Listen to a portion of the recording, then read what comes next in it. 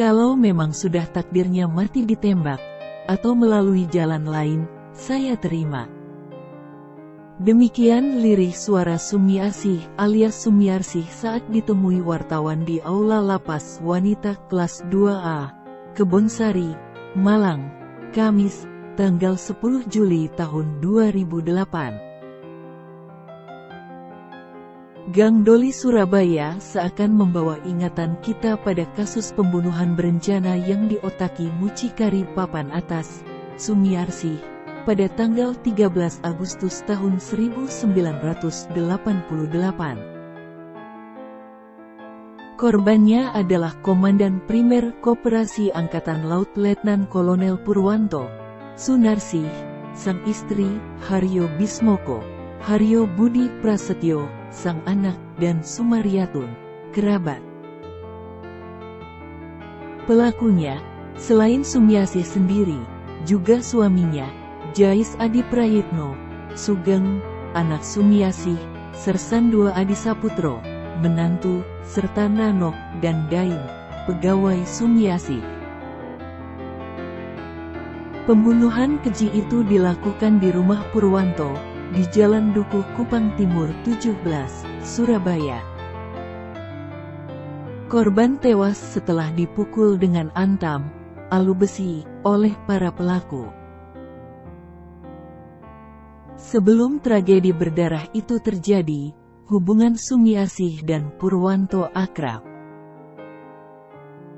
Purwanto sering datang ke Wisma Happy Home yang dikelola Sumiasih sejak 1975. Happy Home adalah wisma di Gang Doli yang paling ramai kala itu karena para pekerja seksnya terkenal cantik-cantik. Melihat omset Sumiasih yang menggiurkan, Purwanto mengajak perempuan itu untuk join bisnis, dan Sumiasih pun tak keberatan. Purwanto kemudian membuka Wisma Sumber Rejeki dan meminta Sumiasih mengelolanya. Dalam perjanjian, Sumiasih harus menyetor 20 juta rupiah per bulan. Bila tidak mampu, kekurangannya dihitung sebagai utang dan berbunga. Semula setoran ke Purwanto lancar karena Sumber Rejeki yang mempekerjakan sebagian pekerja seks Happy Home ramai didatangi pengunjung. Namun omset Sumiasih menurun karena pengunjung wismanya sepi setelah aparat kepolisian Resor Surabaya Selatan gencar merazia seluruh wisma. Sebab, pada saat itu beredar kabar bahwa ada gadis berusia 12 tahun yang dijual ke Doli. Akibatnya, pengunjung menyusut karena ketakutan.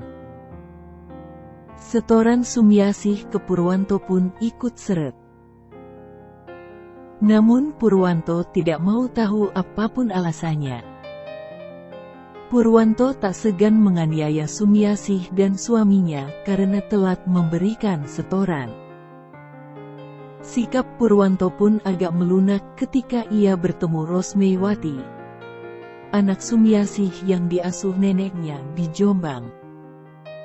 Wati, yang kala itu masih duduk di bangku SMP yang berusia 15 tahun, menarik hati Purwanto.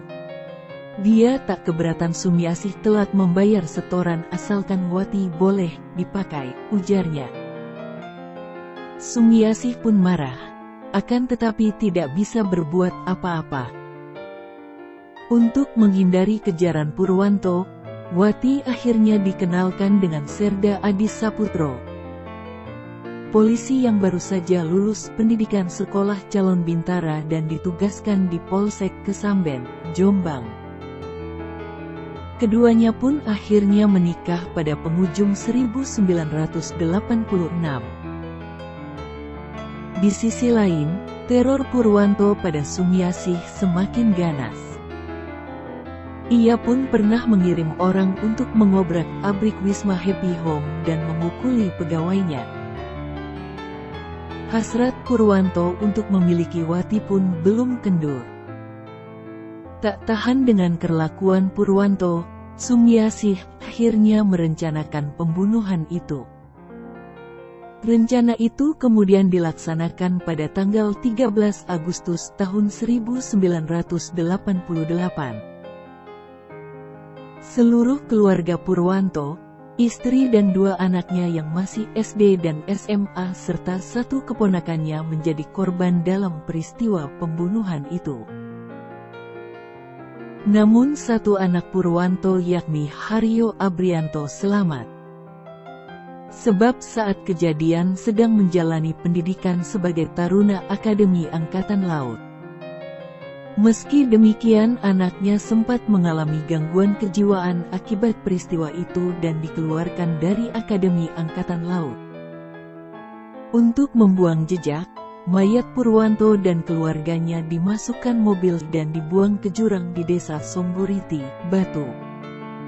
Namun polisi berhasil mengungkap kasus tersebut. Dalam persidangan di Pengadilan Negeri Surabaya, Sumiasih, Jais Adi Prayitno, dan Sugeng divonis hukuman mati.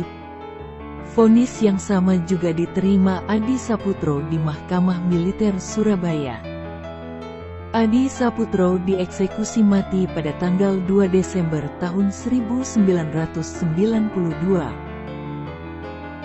Adapun Sumiasih dan Sugeng baru ditembak mati pada tanggal 19 Juli tahun 2008 di Surabaya.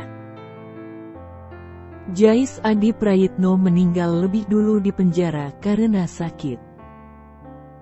Kajati Jatim saat itu H. Purwosudiro menyebut Sumiarsih dan anaknya Sugeng dieksekusi di lapangan Mapolda Jatim sekitar pukul 0.20 waktu Indonesia Barat.